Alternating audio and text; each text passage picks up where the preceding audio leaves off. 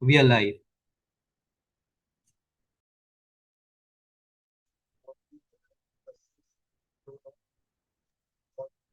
So hi, good morning, everyone. We'll just take a minute or two to just settle in down. There are few more folks who will be joining in. Okay, and we'll just start the session in a minute or two. Wow.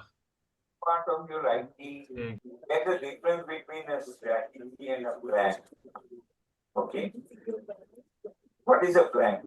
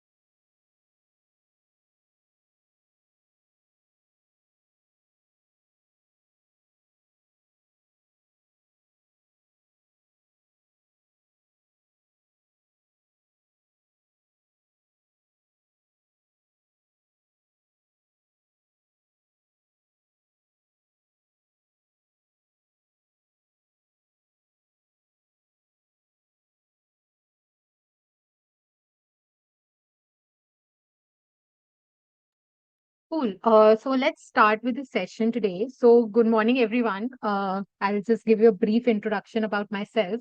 So I'm Pooja, a consultant in recruitment team at Samagra. So I have been with Samagra for over 3 years now, managing lateral hiring and campus hiring, along with various special initiatives. And this year, I'm also part of the organizing team of the Governance Challenge (TGC), about which you'll hear through the PPT also. So before we deep dive into the presentation, we would really request you to please turn on your cameras. We would really love to see the faces behind the names. So it will be great if you can just switch on your cameras. So on call, I have my colleagues Sagar and Anay.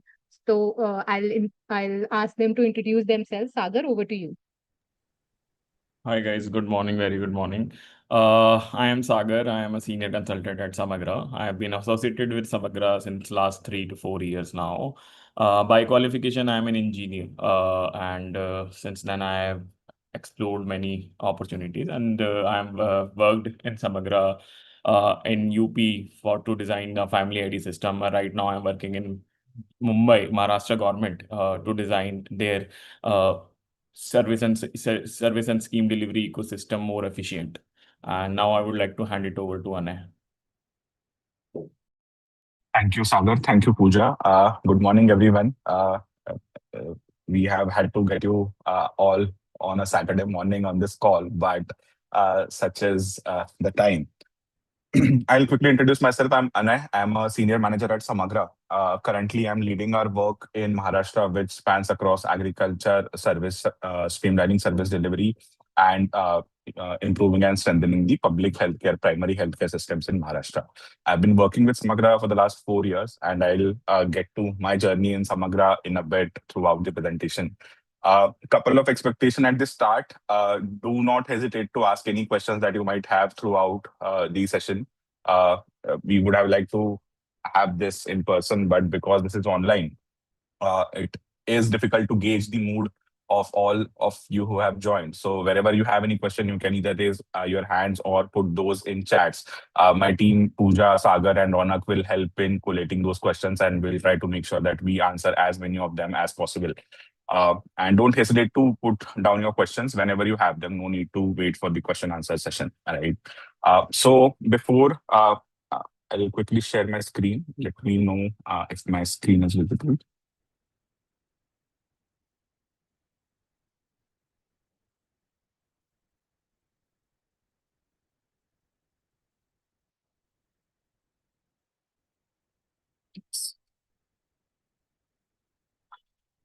Yes, Anay. Screen is Yeah, visible. yes, just give me a second.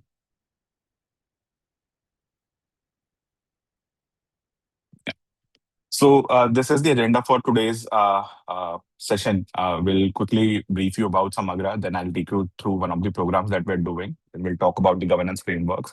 Then we'll come to the governance challenge, and finally, my journey. So we have a short video about Samagra. First, we'll go through that and then briefly discuss about what Samagra is and what Samagra does. Pooja, just let me know if the audio from my video is visible or not, audible or not. No, it's not audible. Just a second.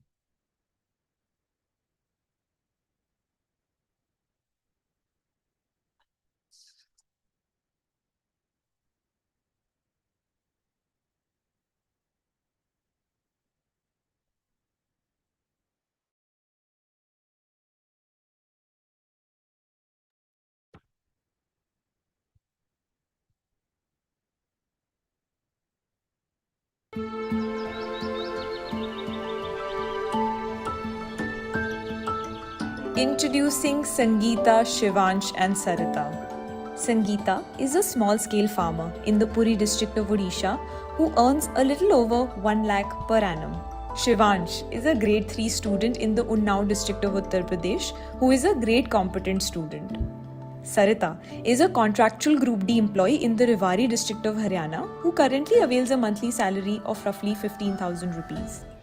But the lives of Sangeeta, Shivansh and Sarita weren't always like this. A few years back, Sangeeta dreamt about having a better life for her family by being able to increase her annual income. Similarly, Shivansh dreamt about performing well in his class by being able to easily read and solve basic maths. And Sarita, she dreamt about getting her monthly salary on time. Sangeeta, Shivansh and Sarita are not alone. Almost each and every Indian aspires for a better tomorrow. At Samagra, we have made that as our mission, to improve the quality of life of citizens through better governance. For far too long as a country, we have had a lot of potential.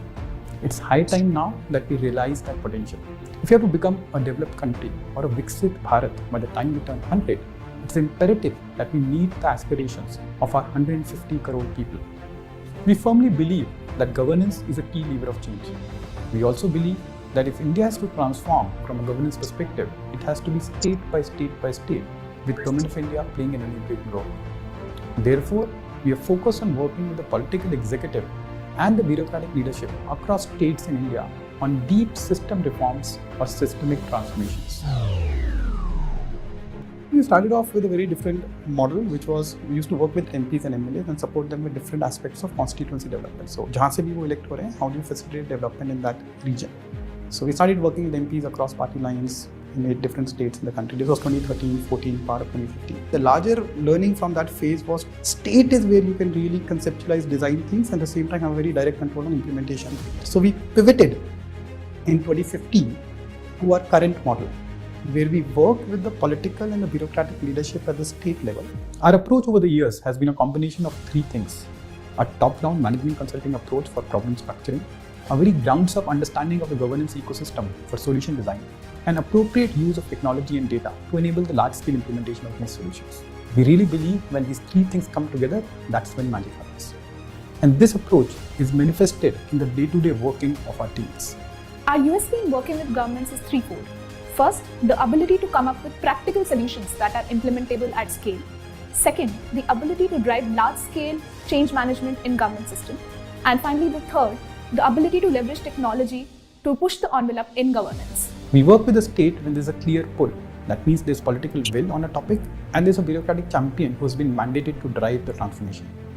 Once the pull is there, then we co-create a transformation roadmap together with the state. These transformation roadmaps are often a combination of policy unlocks, administrative or management levers, technical or domain-specific interventions, and technology enablers. And then we are there through a 3 to 5 year period to catalyze the implementation of this roadmap till the time statewide measurable outcomes are achieved and things become sustainable in the system. Based on this model, over the years, we have worked on 25 plus systemic transformation programs cutting across geographies and domains such as agriculture, school education, benefit delivery, skilling and employment, healthcare, financial inclusion, and so on. For instance, our work in agriculture in Odisha has impacted more than 75 lakh farmers in the state. In 2018, there was an outbreak that affected most of the state's paddy crop. We're working with Samagra they started to register those farmers. And now they literally have a control center. When you walk in, you think, wow, this is agriculture, but you've got a command center and maps and people doing queries and sending out messages. I felt very much at home.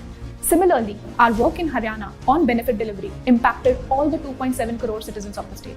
Gaurav Goyal जी का अपना एक बहुत बड़ा सहयोग इसमें हमको मिला है। चीज़ों को कैसे एफिशिएंट करना, कैसे फास्ट करना, कैसे नए आइडिया, कैसे टेक्नोलॉजी के साथ इसको आगे जोड़ना, बढ़ाना, इनकी पूरी team. All our systemic transformation programs are powered by Samagra X, the umbrella under which we do all our GovTech and DataGov work. We have also embarked on a Gov.ai mission through which we aim to drive at-scale use cases of AI in governance in India over the next decade. We really believe in the power of AI to enable personalization at scale and to meet the needs of our diverse citizens where they are.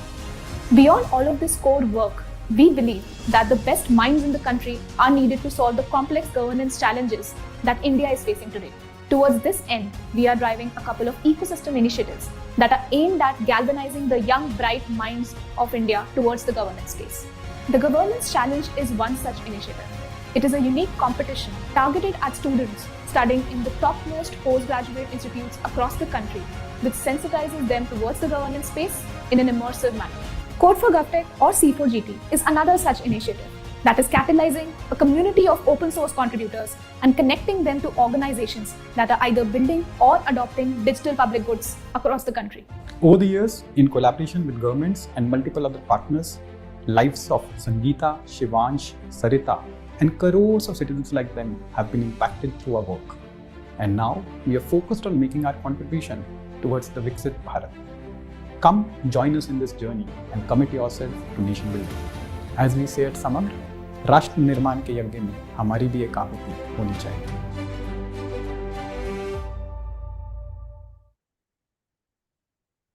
Yeah. So, sorry. So that was about Samagra. I would just like to add a couple of pointers here. And these are some of the questions that we have been getting frequently across campuses, and not just now, but for the last quite a few years. One is that what sets us apart is the talent that we hire for. We basically go to the best campuses in the country, the top IIMs, ISBs, FMS, etc., to hire for postgraduate colleges as well as undergrad colleges. So that is one. Second is the kind of setup that we operate in.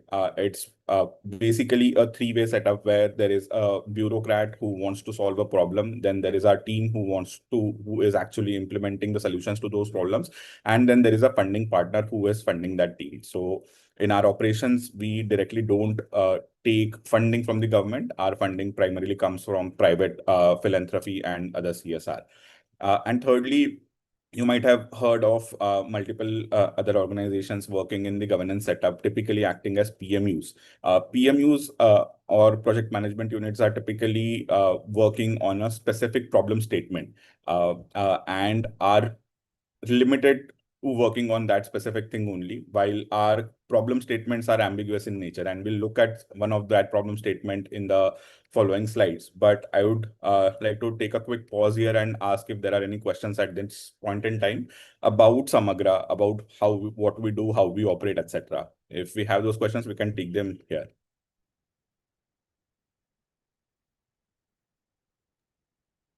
You can either raise your hand or, put Yes. your questions in the chat box.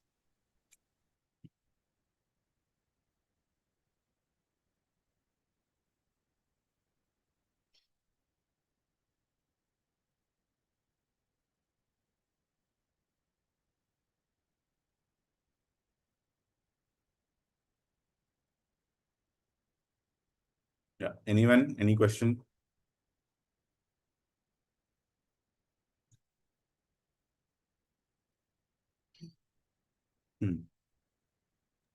We have a question from Ankita. Consulting success is often measured through client satisfaction, but in governance sector, impact may say years to materialize. So, what metrics does Samagra use to determine whether the interventions has truly created long-term public satisfaction Thank or you. value? Yes, thank you, Ankita, for this question. And this is, I would say, a very relevant question. I would take an example.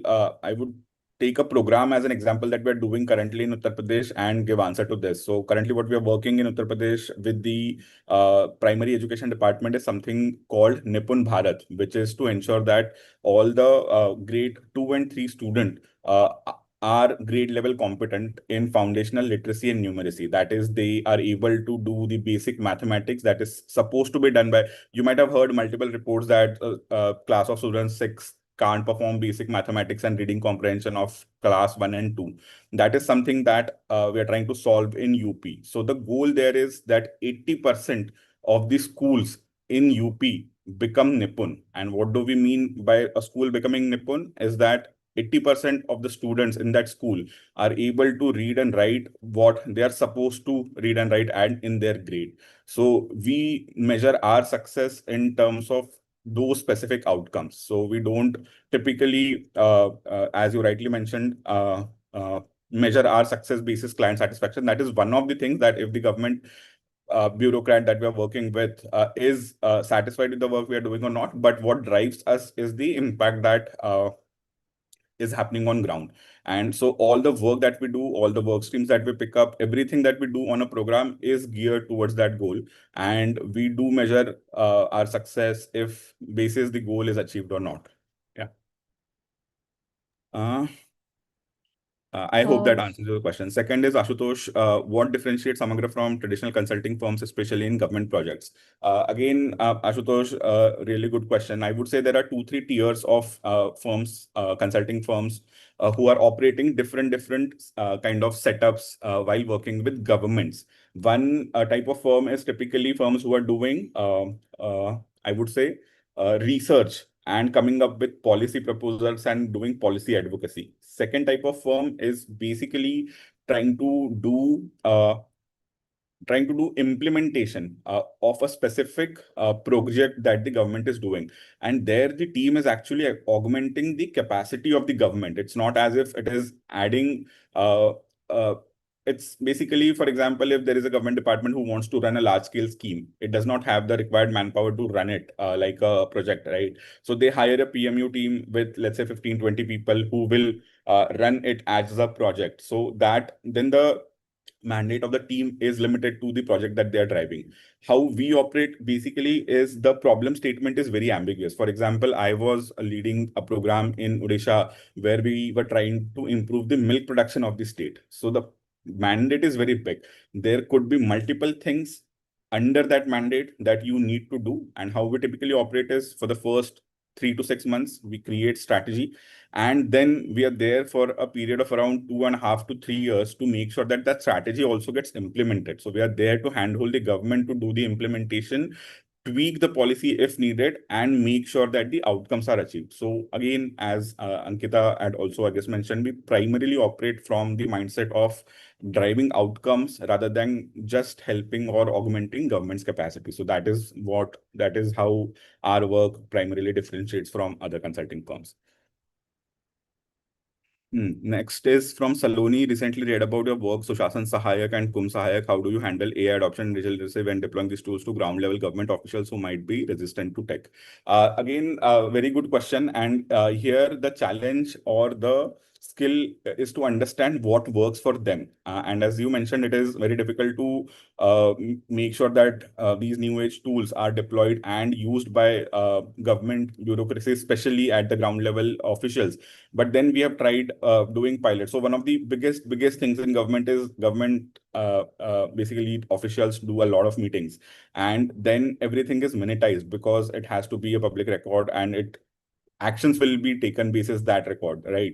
So we had deployed a tool for minutes of meeting, so that you just start that tool, it will record the meeting, it will generate the minutes of meeting in the shape and form that the specific government official desires. So it was able to significantly reduce the turnaround time of getting those minutes out.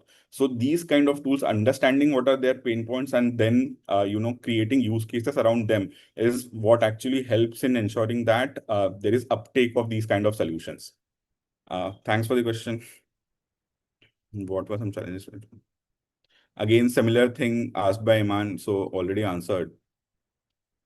Shanmugam, Samagra's mission is to improve the quality of life of citizens through better governance. How do you define better governance in practice, and what metrics do you try to improve? Again, metrics differ from program to program. For example, the current program that I'll talk about, you'll see some of the metrics there. But again, a program that I was leading in Odisha, which was to streamline schemes for farmers. So the metric there was if the turnaround time for subsidy for farmers has reduced or not, right? If the application pendency on government officials, the time taken for that is reduced or not. So we define matrix basis the project that we are doing, basis the program that we are doing. But basically better governance is, and how we define it internally is also that whatever we do, there should be a palpable change in the lives of the citizens that we are trying to solve the problem for. It should not be an incremental change. The change that has happened in their life should be visible and felt. Again, multiple questions, I guess. Pooja, you can collate them and maybe we can take it again at the end of the program deep dive because Sure. given time.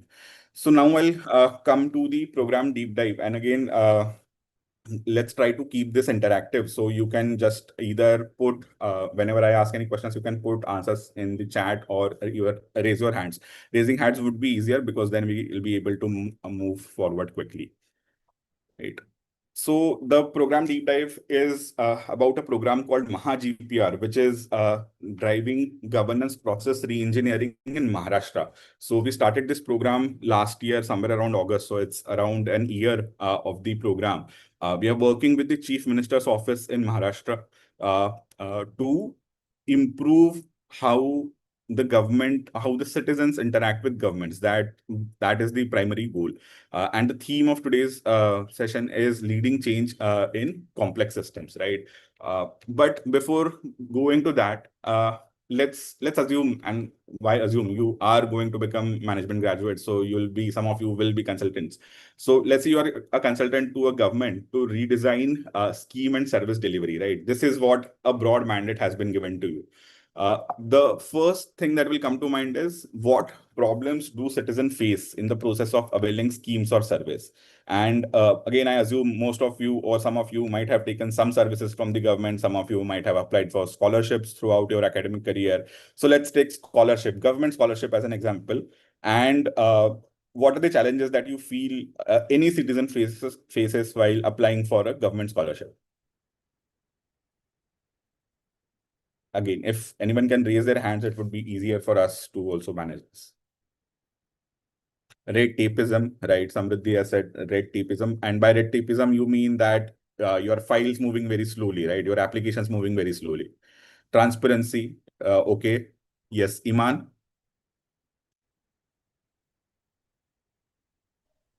Hello, sir. Yeah. Yes, I'm Iman. Yes, I was going to say the same thing regarding transparency when there is no consolidated portal to view the Okay. scholarship schemes. Okay, got it. Transparency. Yes, I guess someone also had raised their hand. Transparency, Kirti, yes. Kriti. Yes, sir. I believe lack of awareness Okay. even after knowing the scheme, sometimes people don't know what are the process to avail a Yeah, particular scheme. absolutely. Lack of awareness. Anyone else? So one was transparency, one was lack of awareness. Then someone has written a lot of paperwork, knowledge about the scholarship, again, awareness, complex process of application, right? Awareness, again, offline paperwork, administrative delays, document verification, patience. Wow. Aditya has written patience. Why do you feel that patience is a challenge or patience is a pain point? Yes, Arjun? Sir, I also believe there's a bit of mistrust among the Distrust, okay.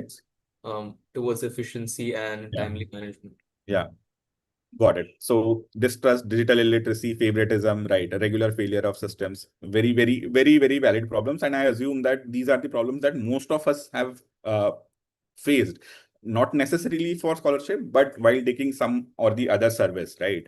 So again, if let's say we were also trying to map this, what challenges we think are there in the system? long and repetitive form, as someone rightly mentioned, right? Again, this is in context of the work that we are doing. 138 fields, many already known to government systems. So there are around 138 to 150 fields in an application form that an applicant has to fill, right? Next is too many documents, right? 12 to 17 supporting documents per application. Multiple approvals. So 4 levels of approval. While we don't know what one level checks different from other levels. So 4 levels of approval, right? No visibility on status. As someone had mentioned, one is transparency, but then you don't know where your application is. Once you do that application, it actually goes kind of in a black box. Then there is cost before any benefit. You need to pay for certificates upfront and out of pocket before you get the subsidy, right? Dependency on others. Students rely on paid intermediaries to apply. Then same process every year. You get scholarship for first year, you again have to apply for the second year, but you again have to go through the whole process while applying for the scholarship again next year, right? And finally, delayed disbursement. Again, as someone mentioned, that takes time. So patience, as someone was mentioning, right? So it takes time. You are not sure when you'll be able to receive the benefit. So how do we try to solve this, and what does an ideal kind of flow look like? This is what the ideal situation look like. And again, this is nothing rocket science. It's very, very logical first principles thinking, right? That the form field should be very small, right? Minimal documents. You take the documents that you don't have. Again, in today's day and age, the government systems have multiple documents that we have already taken from the government itself. So the documents that you already have, you don't need to ask students for those documents. Then fewer and faster approvals. Can we reduce application process steps? Clear visibility on status. If, let's say, I'm able to see where my order is on Amazon and Flipkart, why can't I see where my application is when I apply to a government office? Then no cost before benefit. Very simple to self-apply. Renew automatically. If you have taken a scholarship for the first year, that means all your pre-checks are done. And if you are continuing for the second year, you should be automatically eligible for the scholarship. And then fast disbursement. So digital transfers and no paper bills, right? So this is what an ideal process looks like. But right now we have just talked about one kind of application that a citizen does to a government. When we started the work in Maharashtra, let's see the scale of this issue from the point of view of the state, right? There are 700 different services that the state is giving to its citizen. 300 different DBT schemes. DBT is direct direct beneficiary transfer, where you are getting some kind of monetary benefit from the government directly into your bank account. So 700 services like income certificate, domicile certificate, caste certificate, where you apply for that certificate and some process happens and you get the certificate at the end of it. Schemes where you apply for that scheme and you get some kind of monetary benefit. Run across more than 40 plus departments and sub-departments catering to 12 crore citizens. So the challenge here is, how do we solve? While we look at the solution from one scheme's point of view, and it seems very simple, but when it moves to actual administration and actual delivery, there are many complexities involved, right? So how do we solve for them? Where do you start even? Again, would like to hear, if let's say this was the problem statement, that this is the scale, how do you start? How do you try to tackle the problem? Again, anyone can raise hands or put answers in chat.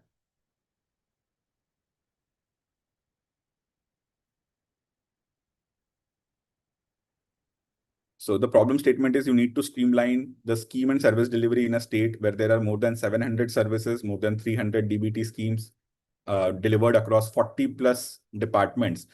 Where do you start? Yes, Anish. Good morning, sir. I'm Anish from DMS IT Delhi. So my first thought was that we can divide the schemes on the basis of which have the common documentation and this process is similar. So this is a way in which it can be divided. Like, let's say if you can even club 20 schemes into one, suddenly the stream becomes much shorter, 20, 15. And beyond that, we can make steps where, let's say the first one needs approval from the district collector, the next one needs this. So we can group them into different parts. Understood. Got it. So that's my first approach. Got it. Janvi? Hello, sir. I'm Janvi from DMS IT Delhi. My first approach would be to align the 40 departments because if the departments are not on the same page, then they won't be able to go forward. Like there are a lot of things Okay. that each department is doing Okay, repetitively. so aligning departments is what you Yes, would start. And initially, yes, he had said that categorizing. Ankit? yes. Um, Good morning, sir. Ankit from MDI Gurgaon. So I believe that since there are multiple departments, but the citizens are same. So what we can do is we can create a common entry point of the citizens when they interact with the government services, so that there can be a streamlined process for them. So there can be a singular app or landscape where they can store all their informations and documents. Got it. Got it. So again, singular app, unified entry point, right? Some answers in the chat are also identify bottlenecks and interoperability of department and schemes, categorizing it, then looking for people who want to apply, categorizing common linkage between all of them that would work, right? Again, all valid answers. But as I mentioned earlier, this is not rocket science, right? But this is still not done. Why do we feel that it is not done? Is that it's very difficult to put hand on something which you don't know how vast the problem is, right? So what we tried to do, basically, we came up with a framework which internally we called the goal and theory of change of the program. The theory of change of MahaGPR is to ensure predictable, convenient, simple, and accountable service delivery to every citizen in Maharashtra. How do we do that? How do we achieve predictability? We make sure that timelines are defined for every scheme and service. You have a defined timeline.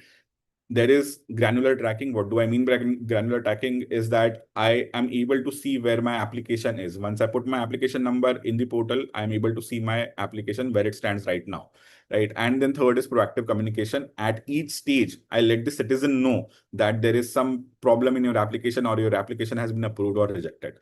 How do we drive convenience? As someone rightly mentioned, unified online platform and user-centric physical touchpoints. Around 85% of the citizens still go to some common service center near their house to apply for these schemes and services. So how do we make sure that their experience is better?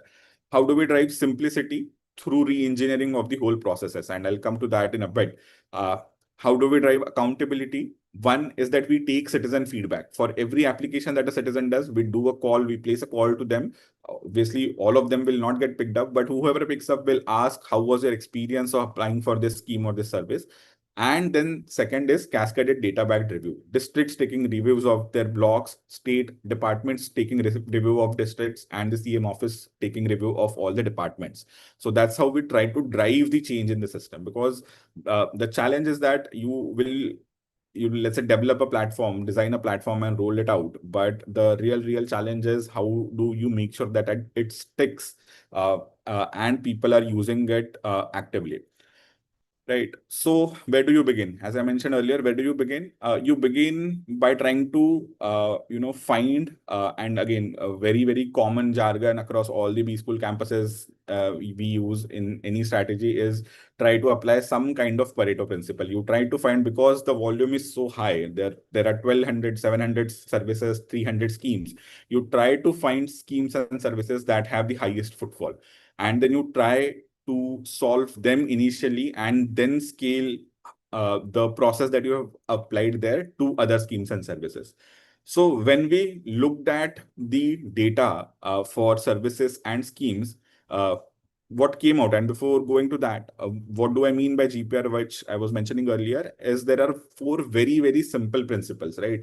One is you minimize the fields in your application form so that there are minimum fields that the citizen needs to fill. Wherever possible, you auto fetch fields from other data systems. Second, minimize documents. Don't take any unnecessary documents.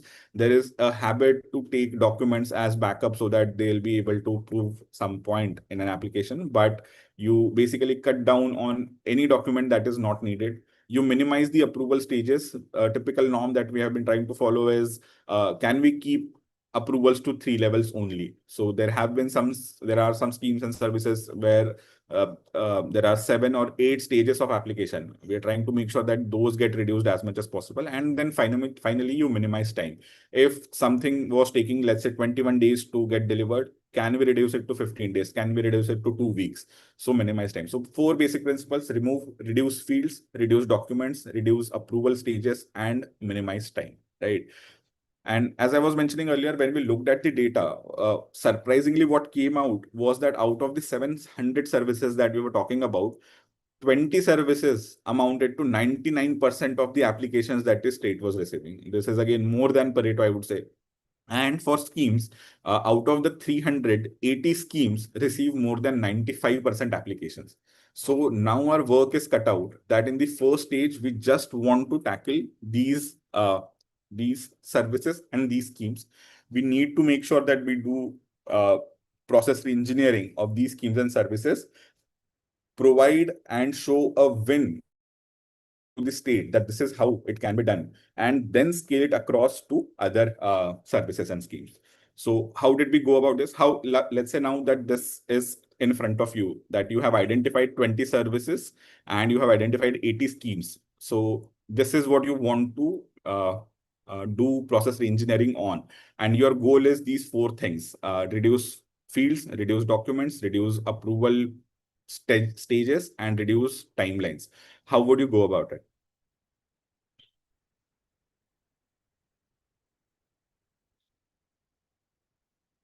Someone, again, please put your answers in chat.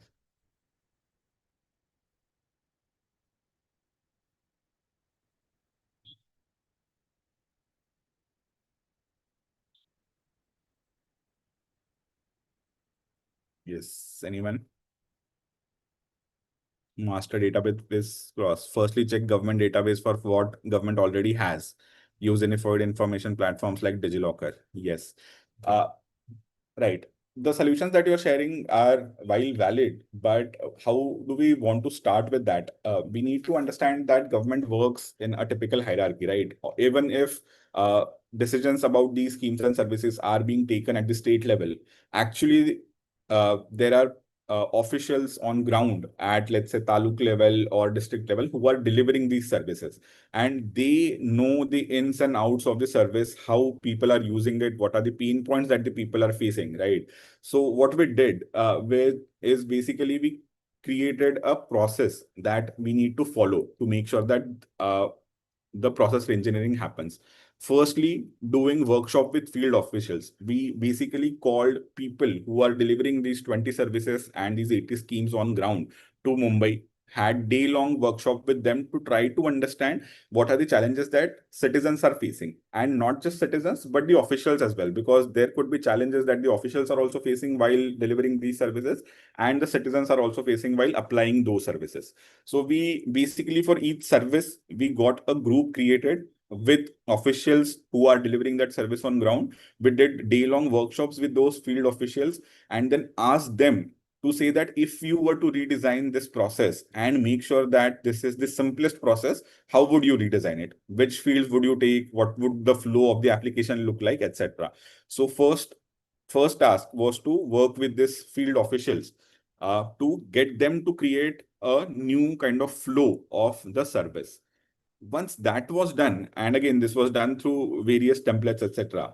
Once that was done, the process that these guys had come up with was presented to the district collectors, because administratively in each district collectors are the people who are running and owning that district administratively, right? So then the process, the redesign process that the field officials that had come up with was presented to district collectors. Their feedback was taken. What challenges do they face, or people or officials at district level face, that was incorporated, and then it was presented to the department secretary. So the full hierarchy was taken in loop, because ultimately we as consultants, we come from outside, we give some suggestions and we move out of the system, right? But we would want that whatever change we are proposing stays in the system, and for that to happen, it is very, very important that there is buy-in from the people who are working in the system. So first, workshop with field officials, getting them to re-engineer a service, then presenting that to district collectors, taking their feedback, then presenting that to the department secretaries who are senior IS officers who sit in Mumbai. And once that is approved, then submitting that final report and the redesigned process to the Right to Service Commission and the GPR cell in the CMO to say that the GPR of the process of the scheme and services is complete. So this process, while looks simple, took around 6 months to complete for 20 services and 80 schemes. So around 100 schemes and services covered took around 6 months, because again, we went into the details of each service, what needs to be done, etc. What has it led to? This is the outcome of the GPR of the services that we have done. So again, for 5 services, there were pre-visits required. That has been reduced by 100% to 0. Average number of fields that were taken earlier was 55, has been reduced to 32. Number of documents that were earlier, average number of documents was 8, reduced to 4. Number of scrutiny desks, that is approval processes, reduced, average number reduced from 3 to 2. And overall timeline reduced from 21 days to 70 days. Again, this might seem that 20% reduction is not that big a deal. But if you look at the state level, there are 2.5 crore citizens, 25 million citizens applying for these services and schemes every year. If we are able to ensure that they get 20% quicker their services, it means a lot for people who are actually availing those services, right? And in terms of schemes, 118 was the average number of fields that any citizen had to fill before applying for a scheme. That was reduced to 61. Number of documents reduced from 7 to 2. Number of desks reduced from 4 to 2. And physical processing that was ongoing for 5 schemes out of these 80 schemes, that again brought down to 0. And this done for 80 schemes, right? So where are we in our journey? We started our program last year. We decided that we'll tackle 20 services, 80 schemes. Took 6 months working with field officials, district collectors, department secretaries, and completed all of this GPR for this 100 schemes and services, right? But our goal is not 100. Our goal is 1,000, right? 700 services and 300 schemes. So our goal is 1,000. How do we get from 100 to 1,000? Is now that we are set up with the departments, because we also made sure that while doing this, we work with most of the 40 departments that I initially talked about. So now they are also aware of what process needs to be followed. They are also fully bought in that this kind of process will yield result. So then you scale it up fully at the state level across all departments. So first, as we also say typically that we do some kind of MVP to say that this product would win or there is some potential in this. So you do set up with quick wins, and then you move to implementation at scale. Now implementation at scale, again, as typical consulting firm, we divided into a 6-step process. The first step is we push departments to rationalize schemes and services, right? 1,000 services or 700 services is something that the government says that government is providing. But if you look at the data, you'll find that there are 200, 300 services that no one has applied for in the last 5 years. And in the last 10 to 15 years, what has also happened is we were moving, first focus was digitization of things. So whatever was happening offline was brought online, right? But that means that there are some services right now which can be taken as an instantaneous service, because now that the databases have been digitized, etc., you don't need any human intervention there. You can just put your application number, or for let's say plot number, and you're able to get your land details by directly paying a fee. So there could be some instantaneous services. Some services are not needed. They have become obsolete. So first task is to make sure that all departments do rationalization of their services. And we have been able to reduce services from 1,200 to 700. The 700 number that we are talking about is the number of rationalized services. So first, working with departments to ensure that they decide that going ahead, we are only going to keep a certain service and we are going to discontinue other services. And then creating a 6-step process, because managing 40 departments is also a very difficult thing, because a person working in a certain department might understand certain things very quickly, but another person working in another department might not get these things very quickly, right? So how do you keep it very simple, but in a way that it is very easy to track for you also? Because there is a team of 4 members from our end who is managing this 47 departments. So one team member handling 10 to 11 departments and handling around 100 services becomes very cumbersome. So what's the process that the departments now follow? The process that we discussed earlier of doing their own study, etc., is the first step. So they create their process engineering report. Then they submit it to the Chief Minister's office where we sit. So we, along with the officers from Chief Minister's office, look at those reports, provide any feedback. If we feel that the process engineering has not been done at quality, provide the feedback to them. Post that, they get administrative approval of their respective secretaries, and then they share that report with the tech team of the government to make sure that all the relevant services and schemes are developed on all the relevant portals. So as I mentioned, the first step or the first stage to do it for 100 schemes and services took us 6 months. In the last 6 months, we have been able to complete this process for around 400 more schemes and services, because we were able to show how the process needs to be done and handhold the departments in the first stage. Now the ownership is with the departments, and departments are actually doing it. So just to summarize, what we wanted to share through this is the problem statement that we initially talked about seemed very simple, right? And as you, some of you also mentioned that just integrated with DigiLocker, but that is just one bit of the solution. Actual what is happening on ground actually might be completely different to what the solutions that we are providing. So it's very, very important to understand what are the ground realities, what are the pain points of both citizens and officers, because both of them need to be addressed. Then make sure that we quickly show wins of our thought process and how that will yield results, and then scale it up to the whole state. If we had started if we had gotten bogged down initially by the volume saying that we need to do this for 1,000 and how would we do it, we would not have been able to do it. And if we had started by saying let's do process engineering for all 1,000, then also we might not have been able to a certain quality. So the goal was to make sure that we look at the high volume services, make sure that GPR for those is done, and then we scale it up to the other schemes and services in the state. So this is how we, this is this 6-step process that we are following right now. Very important in any kind of consulting setup is how do you engage and leverage stakeholders. So how we are doing that here is that centrally we as the Samagra team as well as the CMO team are enabling all the departments. So all the workshops that need to be done with the departments, or the SOPs, templates, etc., provided by us. Ownership of the process engineering is with the departments, because as I mentioned earlier, if we do it completely and we go out of the system, very, very high chance that it does not stick in the system unless it is designed and delivered by the people within the system.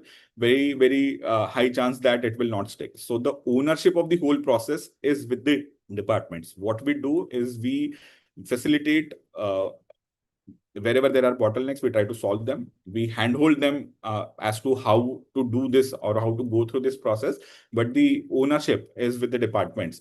And finally, technology ownership with the IT department. So process reengineering ownership is with line department, and technology development ownership is with the IT department. So this is how we are trying to drive change. As I mentioned, doing department workshops with multiple departments to make sure that everyone is in line. One of the key things is role clarity. Everyone, around 500 officials across different departments involved in this process, everyone should know the 4 things that I talked about, that what is our goal? We need to minimize fields, documents, stages, and overall timeline. Then sharing SOPs and templates so that again, it is very, very easy for them to understand. These are in English, again, everything converted and translated to Marathi so that every official in the state who is working on this understands this. Then driving reviews through status trackers, department-wise status trackers as to where is your department on this 6 steps. GPR output discussion, post some output is created or post the process is done, giving feedback, a detailed feedback to them, and then driving reviews at the highest level, which is the Principal Secretary to Honorable CM, driving reviews at his level monthly to make sure that every official knows that this is a very, very high priority for the state, so that quality of the outputs is ascertained. So this is how we are trying to drive change in a very, very complex system across 1,000 schemes and services. So this was just to give you a brief idea about 4 years back. I was also a person who was not part of this system. I was also working in a corporate earlier, right? And a lot of times we also say that this system is not working, there are multiple challenges in the system, but once you get into it and try to solve it, you see how complex it is. So this is our kind of way of trying to solve or bring about change in a complex government system. So that was it on the program deep dive. So if you have any questions at this point in time on what we discussed right now, we can take 5 minutes to address those questions as well. Again, anyone can raise their hands or put them in chat also. I guess Harsh, I guess, has raised his hand.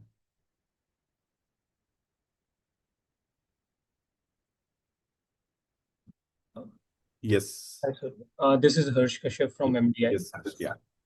Sir, you mentioned about working with 40 different departments in a Yes. government, and when you are working as a government consultant, there could be schemes that are overlapping between different departments. Yes. So, how do you mitigate the different conflicting priorities that could arise between different stakeholders of the different departments? Yeah, very valid question, and that is something that we try to solve in the first phase itself. So the example that we initially took, the example of scholarships. Scholarships is again one classic thing which is delivered through multiple departments. So there are around 70 scholarship schemes that the government of Maharashtra is running across around 10 different departments. So instead of working with individual departments, what we said that scholarships, and this is something that someone had also said initially, right? We saw that scholarships is a bucket where we need to have some kind of uniformity. So instead of working with individual departments, we created a group with nodal officers from all the departments to try to solve for and try to do GPR for scholarship. So then all the discussions were done in a common manner so that when we arrive at a solution, everyone agrees to it. So we try to make sure that wherever there are situations like this, where there are conflicting priorities, one is that we need to have a very clear viewpoint on where do we want to get and what outcome do we want to drive. And then to ensure that we get everyone in the same room, make sure that they take ownership and then put pressure on them to say that this needs to be delivered by this date. And then you need to work together and come up with a common kind of minimum thing where you agree to all the things that other departments are also saying. Thank you. Yeah. Yes. Any questions in chat? We have one question in chat. Yeah. Yeah.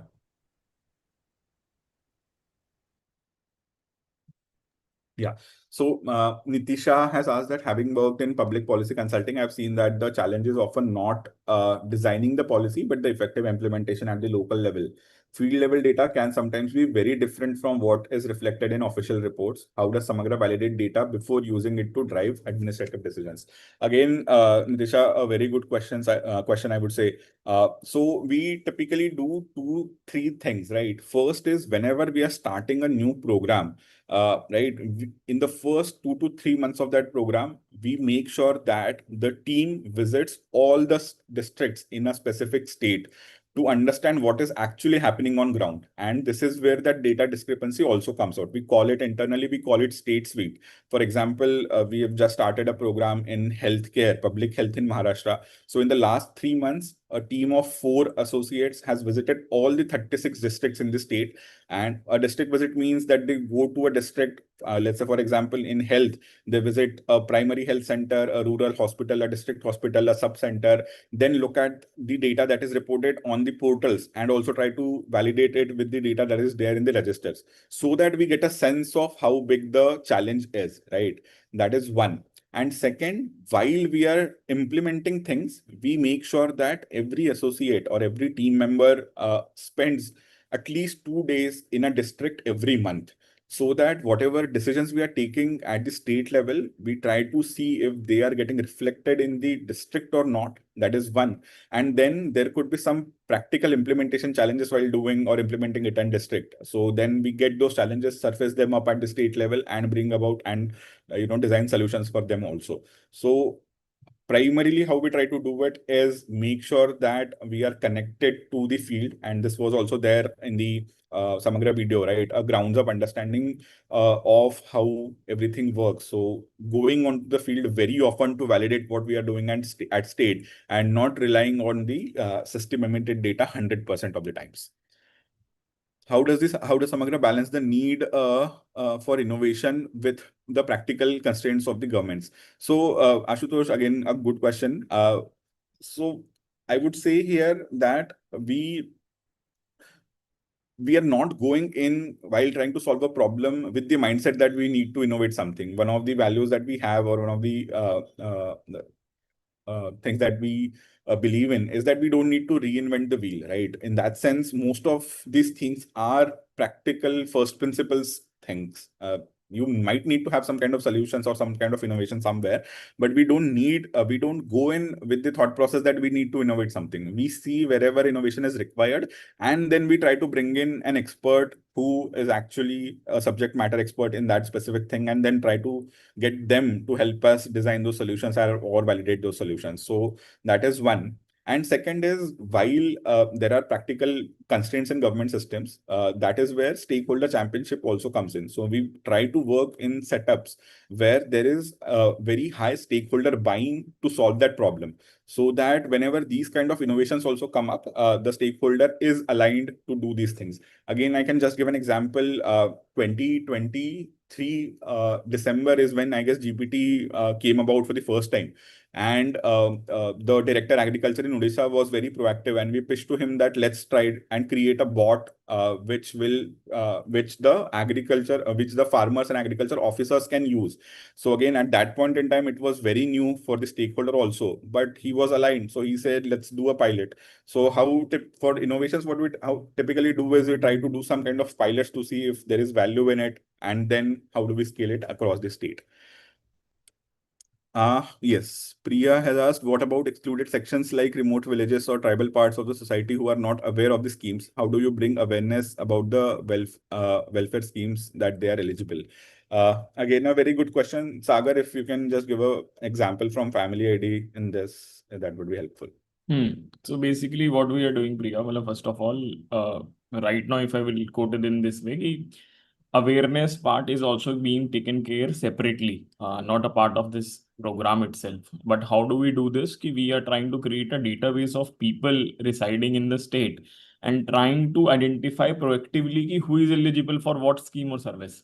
So for example, to give an example, let us suppose I am a tribal person living in certain area and मेरी income एक particular range से कम है. Let us suppose कि 25,000 से कम है according to government databases only. And I have a brother or someone studying in some school or some college. So he or she should be getting a scholarship. So what we will be doing कि एक engine will be created for them कि हम proactively identify करें, and then we will reach out to them for filling their application and doing these processes for them. Rather than कि उनको पता लगे फिर वो एप्लीकेशन करने आएंगे उसके बाद वो एक पूरी प्रोसेस से जाएंगे, तो it should be reactive delivery की जगह प्रोएक्टिव डिलीवरी को कैसे हमें अनलॉक करना है. तो that is the stage we are also trying to cater to, मतलब trying to find solution towards. So this is how we are trying to cater to those people as well. Thanks, Sagar. And a final question here is, with MahaGPR aiming to range in a high volume citizen services, how do you align citizen-centric metrics from your GPR output review with the operational KPIs of the department secretaries who actually own these legacy systems? So specifically for services and schemes, right? So services are typically governed by something called as Right to Services Act, in which it's statutorily required that a certain service which is notified under RTS Act has to be delivered in these many days. So basically that's the metric that we try to solve for, and that's the metric that we are trying to make sure that all the departments dispose of the applications that they have received under the timelines that they have been given.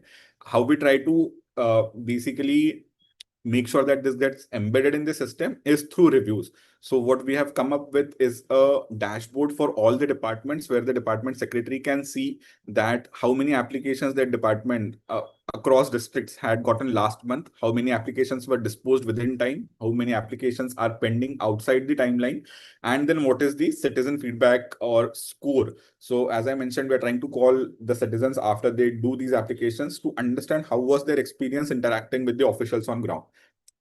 And basis this, we create a composite score and then rank departments basis this score. And then these departments are reviewed at the chief secretary level and the CMO level on these scores every month.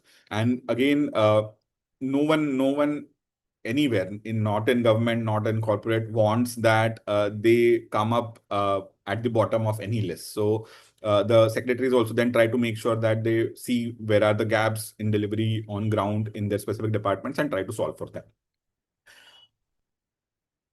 With a large number of stakeholders involved, how do you set internal milestones at Samagra and make sure the project stays on track in terms of the timeline? Again, Tanvi, very good question. So how we try to make sure, how we ensure this is we don't have internal timelines, we publicize those timelines. So for example, for MahaGPR, when we had an initial kickoff meeting at the Honorable CM's level last year, September. We said that by 26 January, we'll be complete with this 100 schemes and services, GPR, etc. So now that it is a public thing, CM has also given full backing for that. Then we make sure that the departments own it up to say that now that we have aligned this CM and the CM is expecting that by 26 January, this needs to happen. You need to work backwards from that. So we try to make sure that the milestones that we define internally for ourselves, we align those with the stakeholders to make sure that everything stays on track.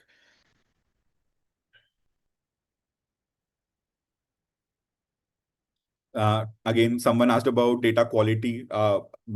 Two, three things, as I mentioned earlier, very frequent district visits to understand what is happening on ground, if the data that is coming out is reflecting in the similar way. Again, I can just give some examples here. Some work that we were doing in Odisha. Data was saying that, let's say these 100 people have gotten certain benefit, right? So when you go on district visits, typically what happens is that if you go on from state level to a district for doing a visit, the district officials will also try to make sure that you go and meet with people who have gotten the benefits, etc. But then we randomly used to say that we need to meet with these 5 people, which is a random kind of list of people that we have gotten from the system. And then we see if those 5 people have actually got the benefit or not. And if then there is a discrepancy, then we make sure that then that gets scaled up and surfaced at the state level. Again, a good question. As most of these projects are long-term ones, how does Samagra deal with the government transition during a project? So again, a very valid question. Couple of things we try to make sure is that we don't start a new program or project in a state that is going for elections. So that because again, post-elections, there is more stability because post-election typically transfers, etc. also happen. And we also need a time period of 2 to 3 years to make sure that whatever we are designing gets implemented and we also see some outcomes coming in. So that's one. But second thing is, if you look at the kind of work that we're doing and kind of programs that we're doing, right? Most of these are citizen-facing programs or trying to solve citizen-facing challenges. So even if a new government comes in, so they would also ideally want to continue with these things. And we have seen examples of this in Odisha, where some of the interventions that we were doing have continued even after government change in those states. So we don't see that this as that big of an issue. Yeah. So how does Samagra ensure that the solutions and system designed are relevant and practical for the community that they're trying to serve and are not just for the bureaucratic streamlining process? Again, a very good question, Devasmita. So in this, as I mentioned earlier, it's not just the bureaucrat and Samagra, it's also a funding partner who is funding this engagement, right? So, and funding partners also have their own kind of mandates that they want to work on. For example, let's say we were working in agriculture, as you saw in the video, with the support from the Gates Foundation. So Gates Foundation has certain mandates on agriculture that they would want, let's say, extension or advisories being given to farmers to be streamlined, etc. So it's not just what the bureaucrat wants or about bureaucratic streamlining, but it is ultimately what impact is that intervention leading to farmers' lives? So we internally also at times do evaluation of the work that we are doing, as well as the funding partner also does the evaluation of the interventions that we are doing, right? So it's not just limited to bureaucratic streamlining, but making sure that whatever interventions that we are doing actually go on to uh, uh, solve for the challenges of the citizens. Got it. Thanks everyone for the questions. Now we'll move to the next bit.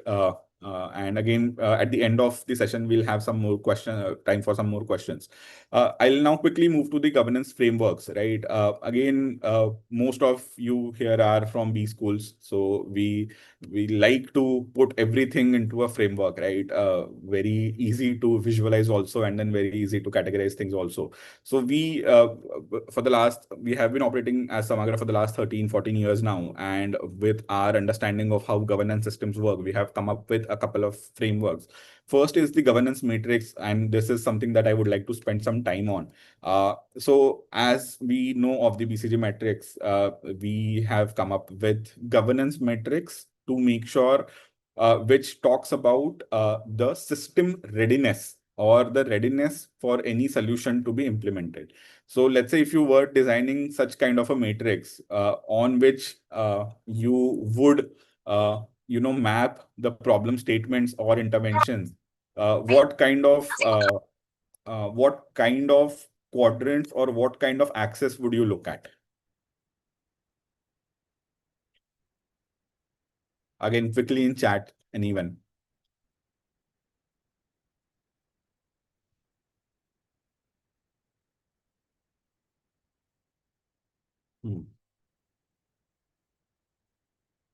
So we basically look at the governance matrix from two axes, right? One is political salience. What does political salience mean?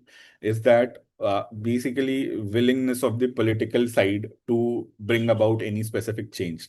And the second axis is system capacity, right? One is political willingness to work on something specific and systems capacity to implement that thing. So these are the two axes that we basically try to map the matrix on. What are the quadrants of this matrix? First, low political salience and low system capacity is something we call as comatose, which basically means that if a problem statement, there is no political willingness to work on it, and also there is no system capacity, very, very difficult to drive impact or drive change on that specific subject. Second is a sleeping giant, where the system capacity is there, but the political salience is not yet there. So we call it a sleeping giant because we feel that these kind of things, once the political salience is there, will be able to drive drastic change and palpable change in these kind of areas. Third is a shooting star, where the political salience is very high, but the system capacity is low. So then the goal here is, till the time there is political salience, we make sure to augment the system capacity and improve the system capacity so that there is again change and impact in that specific area. And finally, battle ready quadrant, where there is high political salience and very high system capacity. So these are areas which we see move very quickly, and the change is also very, very palpable. Right. Now, let's say there are some examples. So there are 5 things we need to map on this governance matrix, and I'll quickly explain them. First is India Post. Second is UPI. Third is Swachh Bharat Abhiyan.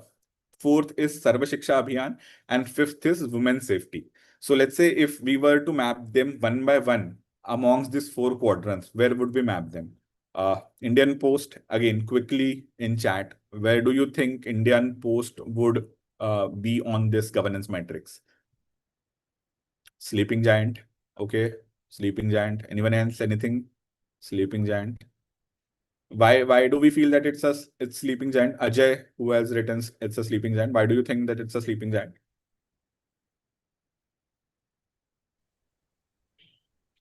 Good afternoon, sir. Yeah.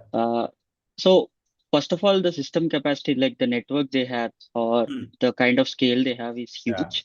Yeah. So, but Absolutely. the government alignment to make it Absolutely. Thank you so Very, much. very high system capacity network, very high dense network, but no political salience as of now to use that, leverage that. But that's why it's a sleeping giant, right? Next, UPI.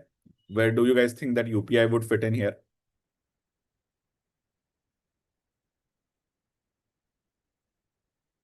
Battle ready. Some people are saying battle ready. Yes, UPI battle ready, high political salience, high system capacity. Moving to Swachh Bharat Abhiyan. Swachh Bharat shooting star.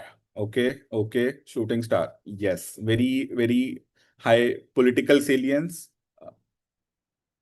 but it has moved from being a shooting star to a system capacity because there is also some system capacity around that. Lower than UPI, but still higher than uh, being in the shooting star quadrant. Sarva Shiksha Abhiyan.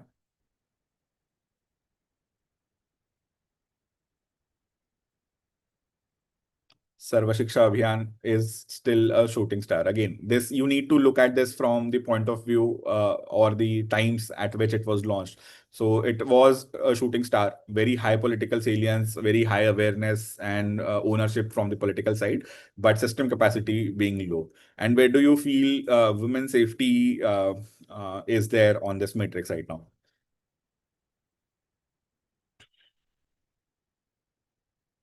Yeah, we also feel that it's in comatose, low political salience and low system capacity, both, right?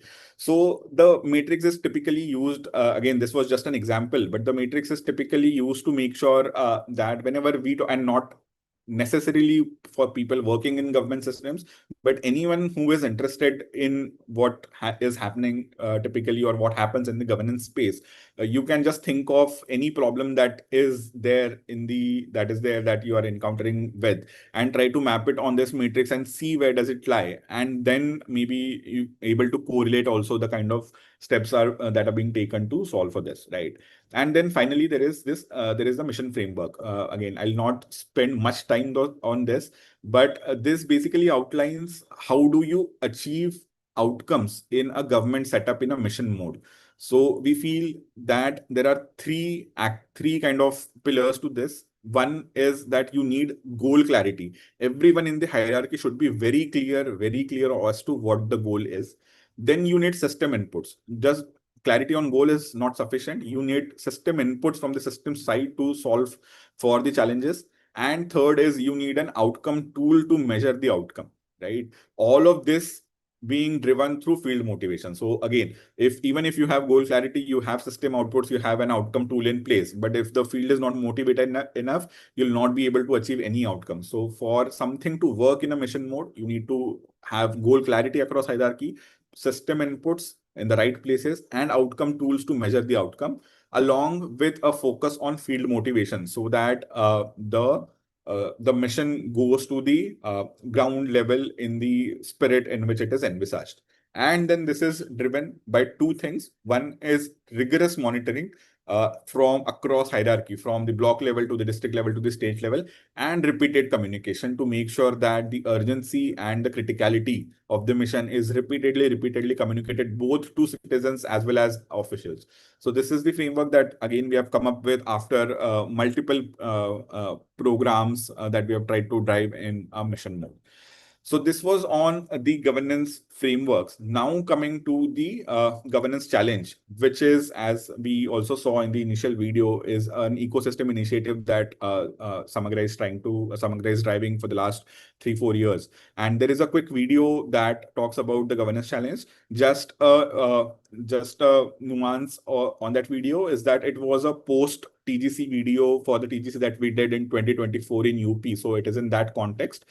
Some minor tweaks in format have been done for this year, and those are already communicated, I guess. So we'll just quickly go through the video once. Pooja, just let me know if the video, there is audio.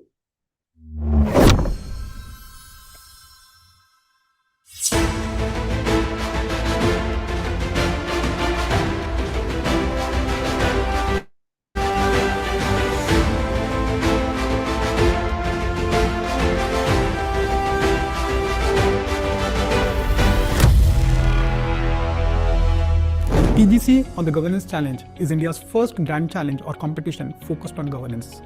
It aims to sensitize the best postgraduate talent across the country towards what's happening in the governance space and the social impact space. Each year, as part of TGC, we pick one topic and one Chief Minister. In 2022, the topic was Human Capital and the Chief Minister was Shri Manohar Lal Khattar. In 2023, the topic was Women Empowerment and the Chief Minister was Shri Naveen Patnaik. And this year, in 2024, the topic is AI in Governance and the Chief Minister is Shri Yogi Adityanath. We pick a problem statement on that topic anchored in the corresponding state and float it to the top 30 postgraduate campuses, 25 business schools by ranking and 5 policy schools. Students on these campuses form teams of 3 and register for TGC. This year, for instance, we had 3,400 teams. That means more than 10,000 students who registered for the Governance Challenge. These teams come up with creative solutions and ideas to solve those problems and capture them in the form of a 2-page note and a short video. Basis these submissions, one campus-winning team is selected from each of the 30 campuses. These 30 teams come to the Nationals round, which happens online, spread over 2 days. In the Nationals, the 30 teams present their solutions to a jury of IAS officers from that state and private sector experts, who also cross-question them on their ideas and solutions. As part of Nationals, we also organize a Changemaker series, where some of the bureaucrats who have done transformative stuff in governance come and present their initiatives to these students. Over the last 3 years, we have had some of the best bureaucrats across the country to come and talk and present to the students. We also undertake 2 panel discussions as part of the Nationals. One is focused on the topic for that particular year, and the second one is a panel discussion with social entrepreneurs who share their journeys and inspire these students to also commit themselves to the social impact space. At the end of the Nationals, 6 teams are selected for the final round or the summit round. These 6 teams are assigned 2 mentors each, one IAS officer from the concerned state and second a private sector CEO from the social impact space. These mentors mentor the teams over a period of 2 to 3 weeks and help them refine their solutions and make them more practical and implementable. Then these 6 teams come to the state and undertake a 2-day governance immersion.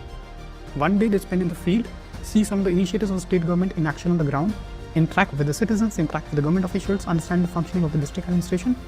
Seeing the ration distributing system in place here truly, removed all the lack of trust that we had, and how they have leveraged technology to solve those problems. It was quite inspiring seeing how technologies like Drone Didi are transforming agriculture while empowering rural women. We witnessed the functioning of the Nipun Lakshya app right at the primary school level. It is a great tool to enable data-driven decision making right at the school level, and it empowers the teachers to address the knowledge gap that is very significant. And on the second day, they spend time in the state capital, visiting different departments, understanding their functioning and interacting with senior officers. At the end of the governance immersion, we do the grand summit in the state capital.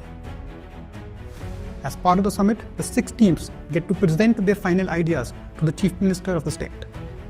The winning teams don't just get a prize money, but also a commitment that their ideas will be implemented as pilot projects in the state. I do think that this is the most relevant topic, and we do want more and more input from such institutes. It's all about giving them an opportunity to really know how the government works. And on the government side, it gives government an opportunity to hear disruptive ideas, ideas that involve technology, ideas that involve what only youth can bring in, which is a fresh perspective. The 6 teams have done wonders. They have given ideas, the Chief Secretary and the entire team for TGC, all of them are now bent upon taking forward these projects, these ideas to get pilots on the ground. Really looking forward to actually working in this sector going ahead, and yeah, it's been a great experience overall. We are very pumped about this solution, and having the elite of the elite talking about our solution and validating it, I think that's even greater than the prize. One word that comes to my mind is enlightening. I'm feeling glad, excited, enthusiastic, proud, elated, transformed, grateful. This is the format of the Governance Challenge. It is our small attempt at Samagra to provide practical exposure and inspire the bright young talent across the country to contribute to nation building.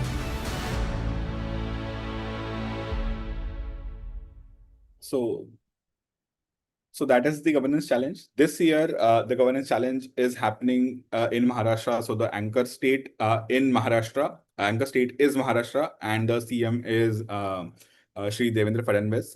The topic for this year's TGC is innovation in deep tech. And what can the government of Maharashtra do to make Maharashtra an innovation hub by 2035? That's the problem statement that has been floated.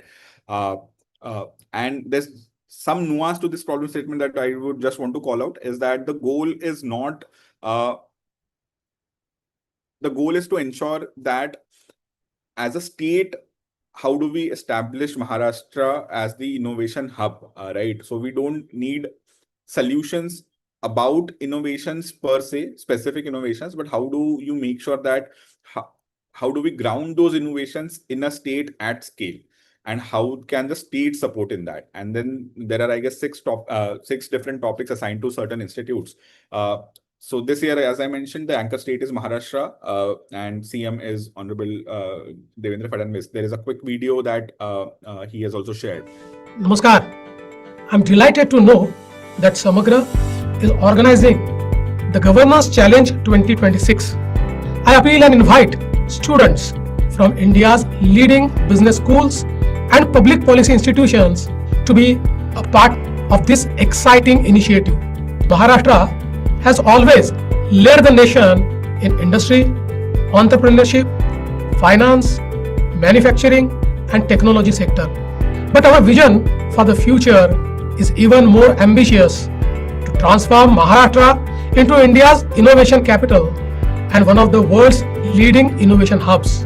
To achieve this, we need bold ideas, fresh perspectives, and the creativity and passion of young minds like yours. So I encourage each one of you to participate in the Governance Challenge 2026. This is your opportunity to contribute to the meaningful solutions and become a partner in shaping the future of our Maharashtra. All the best to you all. I look forward to meeting the top 6 teams in Mumbai this October and hear your innovative ideas for building a stronger, smarter, and more innovative Maharashtra. See you soon. Jai Hind, Jai Maharashtra. So these are the 30 campuses across which TGC has been rolled out. And this is the macro timeline for TGC this year. You can go to Unstop and register for TGC. It is live from, I guess, 3rd of August. And the case study for this year, the problem statement is how do you make Maharashtra an innovation hub? But there is a detailed case study that will go along with it that will get published on 10th of August. And 23rd August is the last day for campus round submission. So here, if there are any questions around TGC and application process, etc., would be happy to take them. Also, if you have not registered yet, I have put the link of Unstop in the chat box. You can quickly, form the teams of 3 and register yourselves for the case competition. Yeah. Any questions around the problem statement, around the process, etc., would be happy.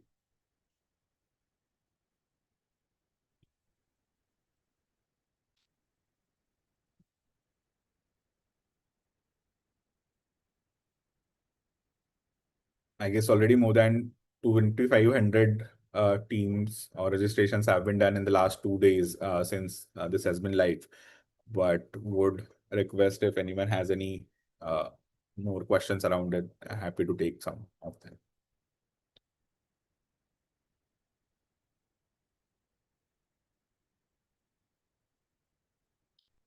Cool. If there are no other questions, you can go to the link that Pooja has provided in the chat, and we can get to questions again at the end. Quickly coming to my own journey. So I did not introduce myself earlier. So I'm a senior manager at Samagra. Again, an engineer, instrumentation engineer from College of Engineering, Pune. Then did my MBA from FMS Delhi graduated in 2018. Worked in the corporate for around 4 years till 2022, but always wanted to work in the impact space because this is something that had fascinated me always, and I thought that Samagra was a good kind of intersection of consulting along with actual on-ground implementation. So joined Samagra somewhere around 2022, started as an associate on the agriculture program in Odisha and implemented some of the projects like Go Sugam, which is the scheme delivery portal for agriculture and livestock fisheries farmers in Odisha, as well as initiated the work on the agriculture digital stack that the government of Odisha, the agriculture department has right now. Highlights for this phase was, again, I don't have any background from agriculture, so very interesting to visit rural areas of Odisha to understand what challenges farmers in those areas are facing and how the government is trying to solve them. A couple of realizations was that impact takes time. You feel that you'll come in and solve and change the system in a day. It does not happen like that, because there are so many people that will get impacted by small decisions being taken at the state level, that to realize actual at scale impact, it will take a big time. Then moved as program coordinator or program manager on Leap Odisha, which was the program that we were doing with the Animal Husbandry and Fisheries Department Odisha, with the goal to double the milk production of the state. So again, a very different kind of program where initially had to learn some basics of animal husbandry to at least converse with people operating in that department. And then we designed a mission called Mukhyamantri Kamdhenu Yojana, which is a 5-year mission of the government of Odisha to double the milk production of the state. One of the key highlights was getting additional budgetary requirements unlocked from the government. So before we designed that mission, the previous 5 years, the total spend or total budget for dairy development in the state was somewhere around 170 crores. But for that mission, for 5 years, we were able to unlock 1400 crores, which was more than 8 times the previous budgetary requirement. And then trying to make sure that that budget goes in the right kind of schemes to the right kind of people, so that we're able to achieve and get to doubling milk production in the next 5 years. And then finally from 2024 have been leading these programs initially in Odisha, both the agri and livestock programs, and for the last 1 year or so, one program in agriculture, the program that we talked about with the CM office in Maharashtra, and a new program that we have recently started in with public health department to strengthen the primary health in the state.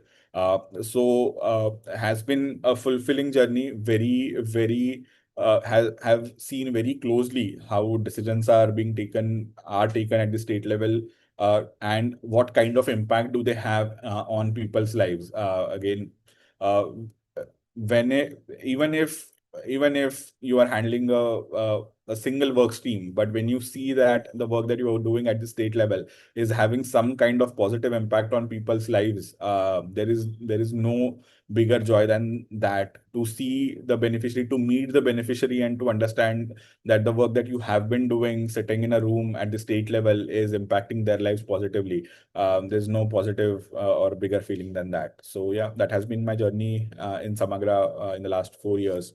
And that is the overall presentation and session. So quickly, we talked about Samagra. Then we also deep dive into one of the programs that we are doing in Maharashtra, and try to understand how do we drive change in large scale complex systems, governance systems specifically.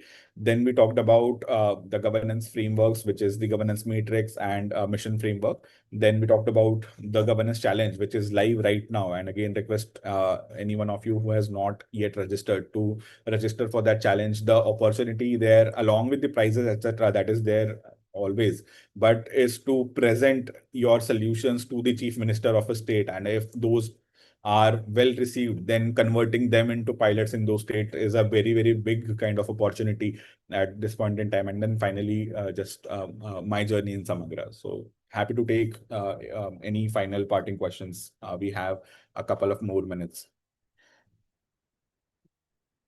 Yes, you guys can raise your hands and also things in chat if needed. Yes, Harsh. Hi, sir. Sir, what advice would you impart to any aspiring managerial consultant, as with you yourself have such a vast amount of experience? So what advice would you impart? The only advice I would say, because see, skills is something that you will build over time. Everyone will have to work specifically on skills, and those will also be dependent. Some skills are very, very cross-cutting. How do you do top-down communication? How do you do first principles, problem solving, etc. And those are very, very transferable. But then certain skills like how do you, create Excels, PowerPoints, etc. will also be very, very relevant to the organization that you might join.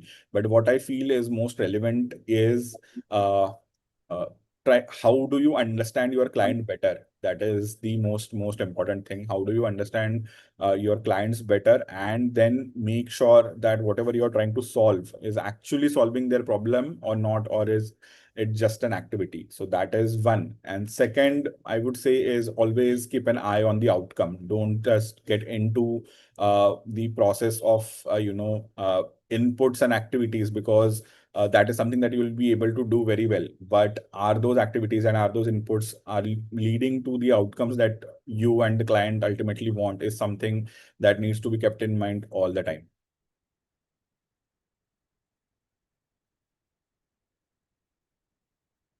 Yes. Any other questions?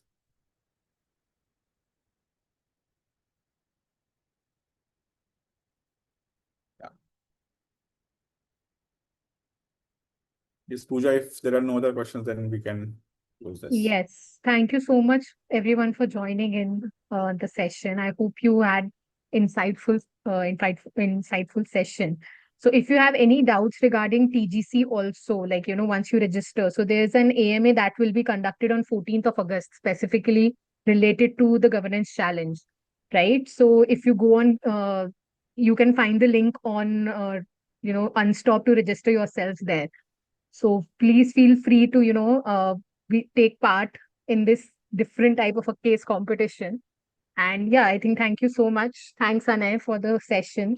Thanks, Sagar, for joining in. Have a nice day, guys. Thank you, everyone. Thank you, everyone. Thank you, everyone.